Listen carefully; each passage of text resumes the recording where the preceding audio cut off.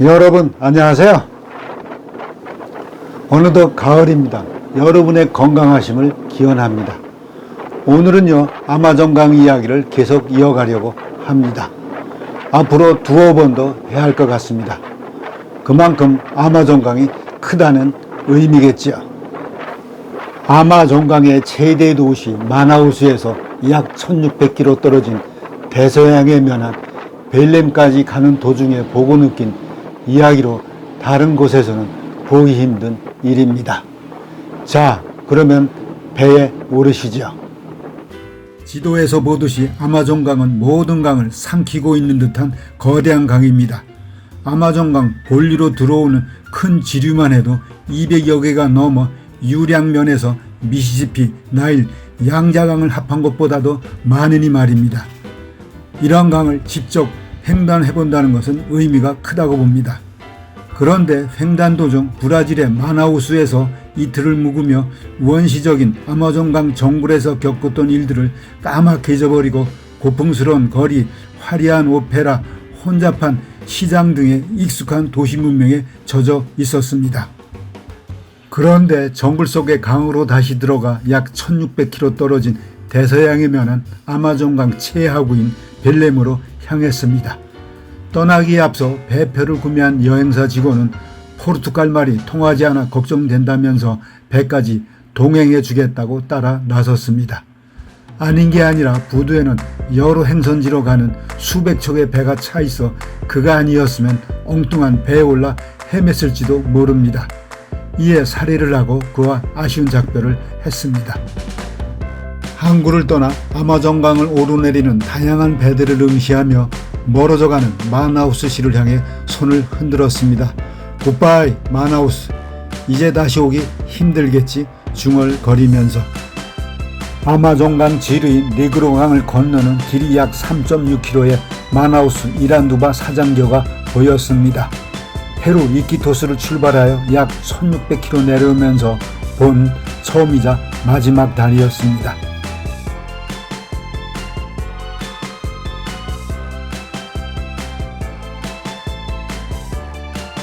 마나우스에서 출항한 지 얼마 안 돼 승객들은 강이 잘 보이는 갑판에 나와 황토색의 아마존강 본류와 지류로는 세계에서 가장 긴 2230km의 검은색 네그로강과 합류하는 광경을 보며 신기해하고 있었습니다.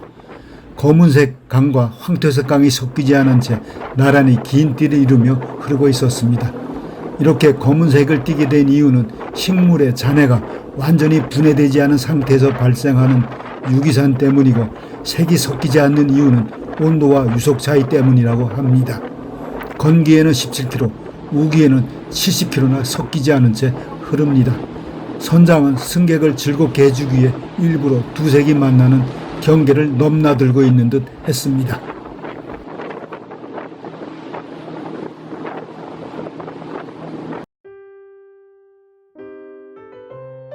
그런데 배에 오르고 보니 앞쪽에 캐빈이라 불리는 몇 개의 객실 외에는 따로 객실이 없다는 것에 당황했습니다. 그런데 승객들은 배에 오르자마자 미리 준비해온 해먹부터 천정고리에 거는 것을 보고 부두 입구에 해먹을 파는 사람이 많은 이유를 알았습니다. 1층과 3층에는 짐칸과 식당 등이 있어 많지 않았지만 2층의 넓은 빈 공간에는 200여 개의 형형색색의 해먹이 4박 5일간의 짧지 않은 강상 여행을 기다리고 있었습니다. 해먹 속에 다양한 사람들과 이야기를 나누며 그들의 해먹에 누워보며 좋다는 느낌을 받았습니다. 이런 방식은 적도 지방이나 가능한 일로 처음 보는 특이한 일이었습니다. 특히 좋은 것은 센 강바람은 성가시게 구는 모기들을 쫓아버린 일이었습니다. 나는 여행사의 도움으로 조금 더 뱃삭을 추구하여 몇 개 안 되는 1인용 작은 캐빈에서 지낼 수 있었습니다. 혼자여서 짐 등을 간수하는데 신경을 쓰지 않아도 좋았습니다.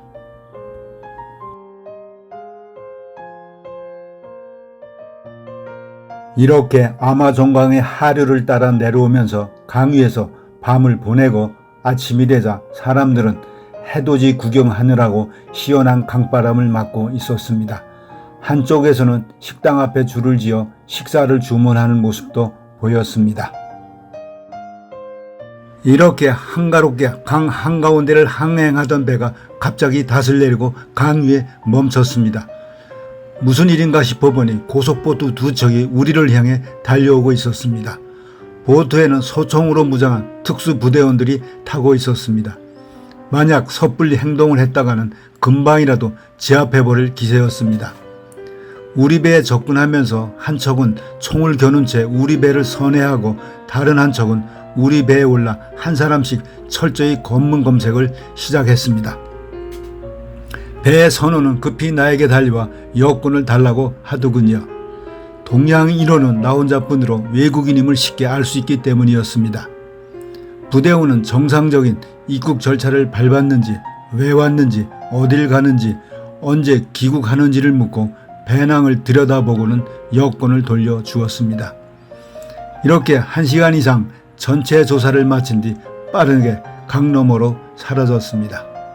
이들을 보면서 남미 최강의 37만 명의 현역병을 둔 브라질의 군사력 일면을 엿볼 수 있었습니다. 여기서 만일 불법 입국한 사실이 드러나면 처벌은 물론 추방감입니다.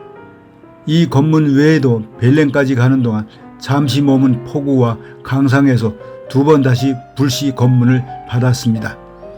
특히 부대원들이 느닷없이 여객선을 강 위에 정지시켜 승객의 신원은 물론 짐을 샅샅이 조사하는 것은 이웃나라인 베네수엘라의 정치 불안과 경제 파탄과 무관하지 않음을 느꼈습니다. 어쩌면 대량의 경제난민 발생을 우려한 브라질 정부의 강력한 예방 조치가 아닌가 하는 생각이 들었습니다. 다시 배에서 아침을 맞습니다. 승객들의 승하선을 위해 작은 포구에 들릴 때마다 부두에 나와 열심히 물건을 사고 파는 삶의 현장이 펼쳐집니다. 그런데 승선하면서 좋은 자리에 해먹을 걸기 위한 경쟁이 심함도 알았습니다. 구루파 포구에서 출발하려던 찰나에 노부부가 급히 병원에 다녀와야 한다며 3시간 이상 기다려야 했습니다. 그래도 누구 하나 불평하는 사람은 없었습니다. 이제 배는 아마존강 하구가 가까워지면서 강줄기가 여러 갈래로 나뉘어 장장 100km 이상 늘어선 많은 섬 사이의 좁은 수로를 따라 달렸습니다. 그런데 내 옆에 나이 지긋한 아저씨가 몰려드는 작은 배들을 가리켰습니다. 참으로 신기한 풍경이었습니다. 그런데 해먹에 누워있던 사람들이 너도 나도 일어나 비닐봉지에 먹을 것, 생필품, 현금, 옷 등을 담아 입으로 바람을 불어넣어 팽팽하게 만든 다음 새지 않게 잘 묶어 두길래 무엇에 쓰려고 그러는지 궁금했습니다.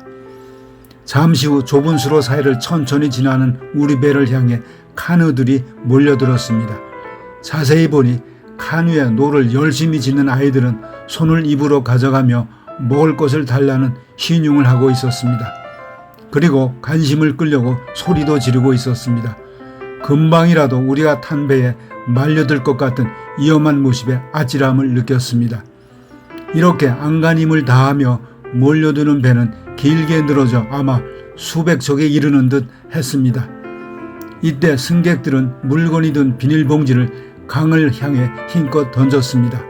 그러면 비닐봉지가 강물 위를 둥둥 떠다니면 카누에 탄 사람들이 이를 줍느라 경쟁을 벌이고 있었습니다.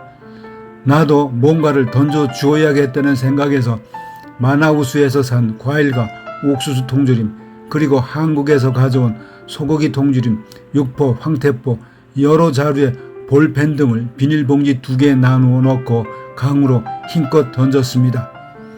강 위에 떨어진 비닐봉지는 물결을 타고 배 뒤로 멀어져 가고 있었습니다. 이때 어린 여자아이들을 태운 엄마가 맹렬히 노를 저 건져 올리는 것을 보았습니다. 참으로 진기했지만 충격적인 일이었습니다.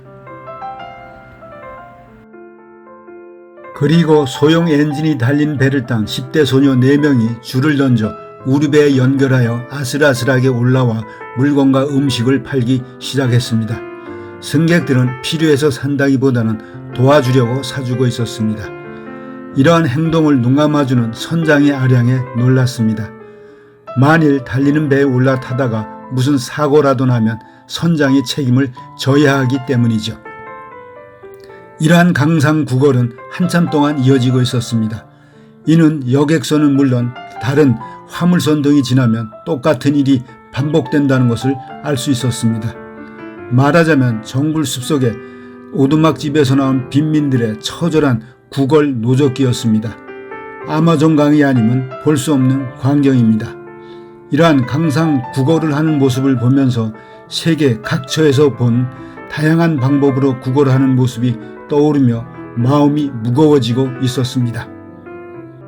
위대한 강과 함께하며 많은 것을 보고 느끼다 보니 저절로 시 한 수가 떠올랐습니다. 평생 처음 지어보는 시이지만 용기를 내어 한번 적어보았습니다.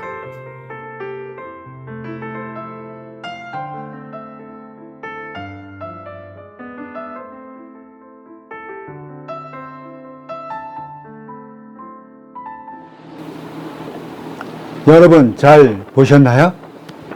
이렇게 아마존강 하류를 따라 내려오면서 자연의 오묘함을 느끼고 브라질의 특수부대와 연방경찰의 불시 검문 검색을 받으며 이 지역에 얽힌 국내의 사정을 다소라도 이해할 수 있었습니다. 특히 풍부한 대자연 속에 가난하게 살아가는 주민들의 강상구걸하는 모습은 정말 안타까운 일이었습니다. 그들에게 자연을 지켜달라고 하는 말을 늘어놓기에 앞서 우리가 할 일이 너무 많다는 생각을 했습니다. 자, 그러면 또 뵙기라고 여러분의 건승을 기원합니다.